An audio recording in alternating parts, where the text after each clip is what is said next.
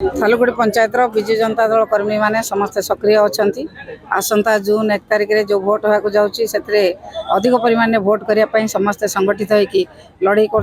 प्रत्येक घर को जाई विजु जनता दल सरकार नवीन पट्टनायक सरकार रे जो जो उन्नतिमूलक कार्य होती रास्ता कहतु पीवा पानी कथा कहतु स्कूल घर कथा कहतु अंगनवाड़ी घर कथा कहतु ठाकुर घर कथा कहतु सब रजिस्टर ऑफिस कथा कहतु समस्त कथा को प्रचार प्रसार कर लोक मैंने ग्रहण कर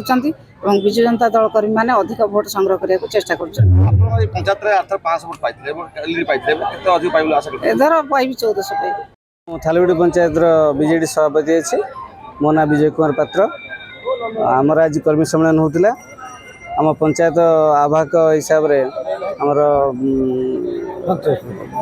डाकी मैडम को क्रमे आम डाकी पंचायत कर्मी मान से मैंने आज तक शो ये आसते कहीकि गले जे ये बीजेडी भोट केमती अधिक रू अधिक हो पार से विषय में आम ये आलोचना कराला से मैंने भी ग्रहण कले अधिक रू अधिक भोट करने मन स्थिर कर गले।